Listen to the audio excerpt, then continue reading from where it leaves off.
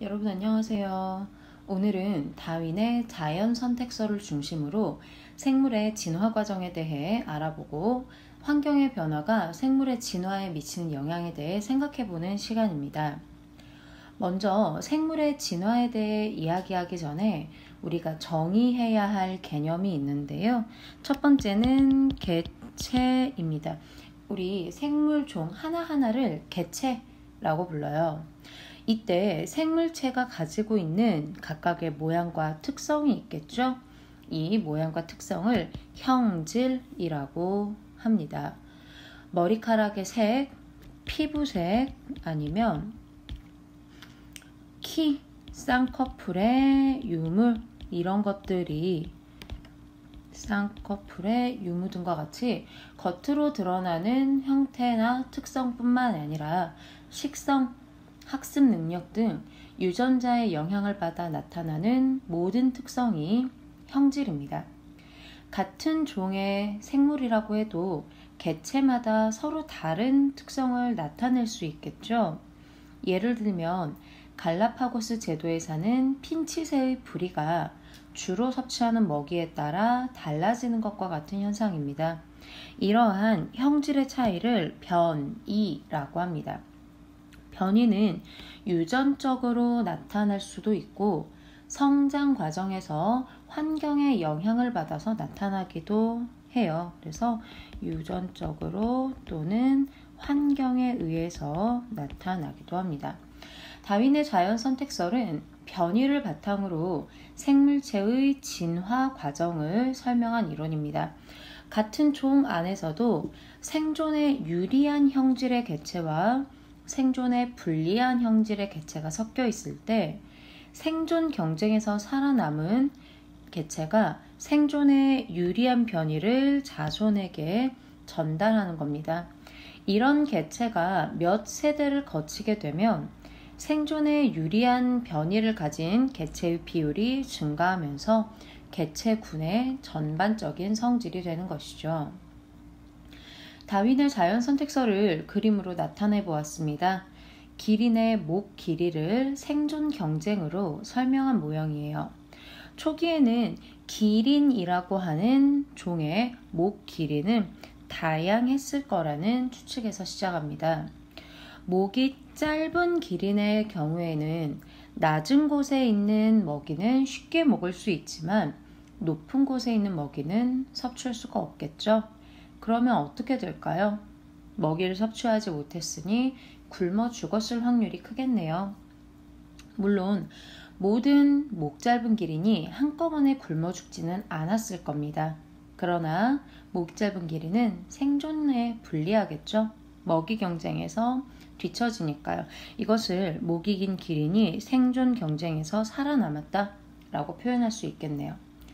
겨우 살아남은 목 짧은 기린이 자손을 낳더라도 목이 긴 기린보다는 자손을 남길 확률이 적을 겁니다.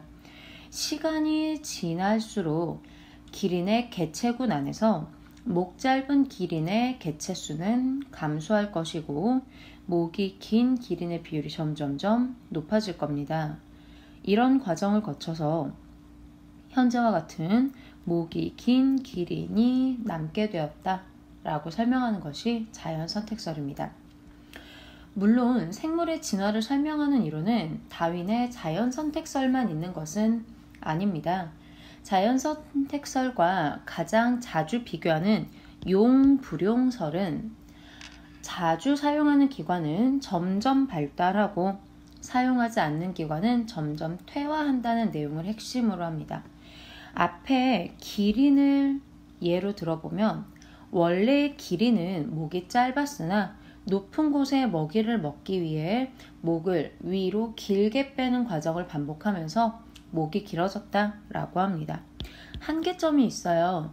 목을 위로 길게 빼면서 목의 길이가 길어지게 되었다면 이것은 후천적 노력에 의해 얻은 획득 형질이라고 할 수 있는데 획득 형질은 유전되지 않거든요. 여러분이 운동을 열심히 해서 근육을 키우더라도 이것은 자손에게 전달되는 것은 아닙니다. 획득 형질이기 때문이에요. 진화를 설명하는 두 번째 이론은 돌연변이설입니다. 우연히 등장한 돌연변이의 개체수가 증가하면서 새로운 종으로 분화한다는 겁니다. 대체로 돌연변이는 생존에 불리한 방향으로 나타나는 경우가 많고, 또한 하나의 종이 일으키는 돌연변이는 극소수이기 때문에 이 이론만으로는 진화를 설명할 수가 없습니다. 갈라파고스 섬의 핀칫의 부리 형태 변화는 격리설로 설명할 수 있을 겁니다. 같은 종의 생물이더라도 지리적으로 교배할 수 없는 상태로 오래 생활하게 되면 새로운 종이 된다는 것이죠. 특정 지역의 생물군 진화에선 설명할 수 있지만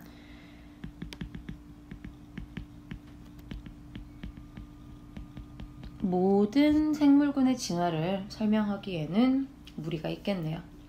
현대의 진화론은 특정 이론 한 가지로 진화를 설명하기보다는 자연선택, 돌연변이, 지리적인 변화 이런 것들의 복합적인 이론을 설명하고 있습니다. 개체의 유전자 염기 서열의 변화가 생기면서 유전 정보가 변해서 유전 형질이 달라지는 현상을 돌연변이라고 합니다. 돌연변이는 대체로 생존에 불리한 경우가 많아요. 그러나 같은 돌연변이라도 환경에 따라 유익한 방향으로 작용하는 경우가 있는데 그 중 하나가 낫 모양 적혈구입니다. 원래 헤모글로빈은 동그란 원반 형태거든요. 그래서 이 동글 납작한 원반형의 헤모글로빈에 산소가 결합해서 산소를 운반하는 역할을 하죠. 그런데 유전자 염기 서열의 변화가 생겨 별을 베는 낫 모양의 이런 형태로 적혈구가 만들어지는 사람들도 있어요. 적혈구가 손상되었기 때문에 산소 결합 능력이 떨어져서 당연히 산소를 운반하는 능력도 감소하게 되겠죠. 혈액을 통한 산소 운반 능력이 감소하기 때문에 빈혈도 자주 일어나게 될 거예요. 그러나 이런 낫 모양 적혈구, 겸형 적혈구가 생존에 유리하게 작용하는 경우도 있습니다. 말라리아 모기에 물리게 되면 기생충이 적혈구에 기생하다가 적혈구를 파열시키면서 용해시키면서 빠져나오게 되는데 낫 모양 적혈구는 기생충에 감염되기 전에 파열되기 때문에 기생충의 번식을 막습니다. 낫 모양 적혈구를 가진 사람은 말라리아에 저항성이 있기 때문에 말라리아가 유행하는 지역에 생존에 더 유리합니다. 그림을 보면 말라리아가 많이 발생하는 지역과 낫 모양 적혈구 빈혈증의 발생 빈도를 보았을 때 낫 모양 적혈구 빈혈증을 가진 사람의 빈도와 지역과 말라리아가 자주 발생하는 지역이 거의 비슷하죠. 그러나 생존율은 그렇게 낮지 않습니다. 낫 모양 적혈구를 가진 사람이 자연 선택된 것이라고 할 수 있겠네요. 이런 자연 선택의 원리가 가장 위험하게 작용하는 곳은 아무래도 약품이겠죠. 슈퍼박테리아라고도 불리는 항성제 내성 세균의 등장입니다. 자연 상태의 세균 집단이 모두 같은 유전자를 가지고 있다면 한 번의 항생제 사용으로 모든 세균을 박멸할 수 있겠죠. 불행히도 자연 상태의 세균 집단의 유전자는 다양하기 때문에 어떤 세균들은 항생제로도 죽일 수 없는 세균이 있습니다. 항성제 내성 세균이라고 해요. 우리가 어떤 원인이 되었건 항생제를 사용해야 하는 환경에 노출되었다고 가정해 봅시다. 항생제에 노출된 적이 없는 세균이라고 해도 일부는 유전자의 차이로 생존하게 될 거예요.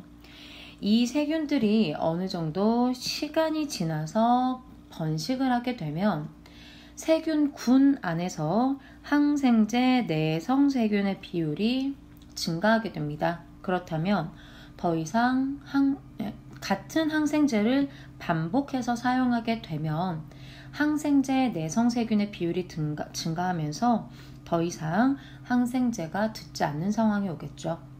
그러면 우리는 또 다른 성분의 항생제를 사용해야 할 것이고, 같은 사이클이 반복되면서 어떤 항생제를 사용해도 죽지 않는 슈퍼박테리아가 출현하게 될 것입니다.